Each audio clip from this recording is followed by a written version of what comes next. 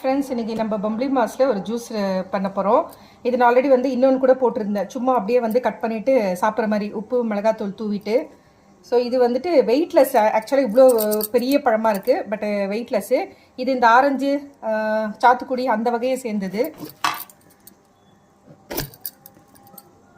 பஞ்சு மாதிரி இருக்கும் உள்ளே. இது அப்படியே இது வந்து வெயிட் லாஸ் பண்ணுறவங்க வந்து ரெகுலராகவே எடுத்துக்கலாம். இன்னொன்று வந்து இதில் சிட்ரிக் வந்து ஜாஸ்தி இருக்குது. எந்த ஃப்ரூட்ஸ்லையும் அந்த மாதிரி கிடையாது. இதில் வந்து சிட்ரிக் வந்து ஜாஸ்தி இருக்குது. ஹார்ட்டுக்கு நல்லது, லிவருக்கு நல்லது, ஸ்கின்னுக்கும் நல்லது. இதில் நிறைய வந்து ஹெல்த் பெனிஃபிட்ஸ் இருக்குது. ஆனால் நிறைய பேருக்கு இது பம்ப்ளி மாஸை பற்றி தெரியறதில்ல. ஆக்சுவலாக இதுவே நாங்கள் எங்கள் ஃப்ரெண்டு வீட்டுக்கு போயிருந்த போது அங்கே மரத்தில் நிறைய காய்ச்சிருந்தது. நல்ல வாசனை பழுத்ததுக்கப்புறம். இங்கே பாருங்கள், அவ்வளோதான். இது ஆக்சுவலி இப்படி பிரிச்சுட்டோன்னா அவ்வளோதான், பழம் நம்மளுக்கு அழகாக வந்துடும். சாத்துக்குடி உரிக்கிற மாதிரி இப்படி எடுத்தோம்னா அவ்வளோதான். பஞ்சு பாரி இருக்குது பாருங்கள் இப்படி. அவ்வளோதான், வடிகட்ட போகிறோம். அதனால் நம்ம அப்படியே கூட செய்யலாம். நல்ல ஒரு பிங்க்கு கலரில் இருக்குது பாருங்கள். இது நீங்கள் அப்படியே கூட அரைச்சிக்கலாம் நம்ம.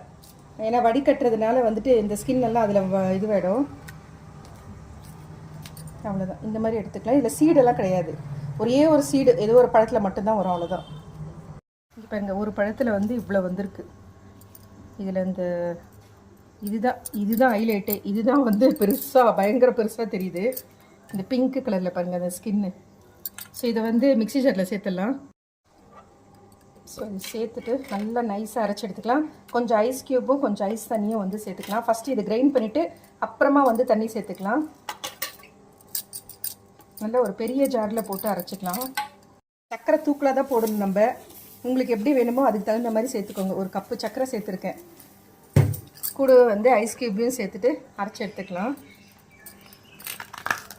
தண்ணி வந்து நம்ம அப்புறம் சேர்த்துக்கலாம். பாருங்கள், தண்ணியே ஊற்றலை. அந்த சர்க்கரை இதில் இருந்த பழத்தில் இருந்த அந்த தண்ணியே வந்துட்டு அப்படியே இதுவே போதும்னு நினைக்கிறேன். நம்ம தண்ணி ஊற்ற வேண்டாம். அவ்வளோதான், இது அப்படியே வடிகட்டி எடுத்துடலாம். பாருங்கள் ஃப்ரெண்ட்ஸ், இது வடிகட்டி எடுத்தாச்சு. நான் தண்ணி சேர்க்கலை. நம்ம அதில் சர்க்கரை அந்த பழத்தில் இருந்த தண்ணி அதையே வந்து கரெக்டாக ஆகிடுச்சு. நல்லா இது ஒரு 3 பேர் குடிக்கலாம். சர்க்கரை மட்டும் நீங்கள் உங்களுக்கு எப்படி தேவைப்படுதோ, சும்மா ஒரு கார்னிஷ்காக சில்லி பவுட்ரு போட்டிருக்கேன். இந்த பழம் வந்து கொஞ்சம் அந்த கசப்பு தன்மை இருக்கும், புளிப்பு இருக்கும். நம்ம சுகர் போட்டுக்கிறதுனால அந்த ஸ்வீட்னஸ் இருக்கும். கொஞ்சம் காரம், அதாவது நம்ம குடிக்கும்போது அந்த காரத்தோடு இருக்கட்டும் அப்படின்றதுனால இந்த மாதிரி பண்ணியிருக்கேன். அவ்வளோதான், நம்மளுடைய பம்ப்ளி மாஸ் ஜூஸ் வந்து ரெடி ஆகிடுச்சு. இந்த பழம்லாம் கிடைச்சா கண்டிப்பாக மிஸ் பண்ணாமல் சாப்பிடுங்க. உடம்புக்கு அவ்வளோ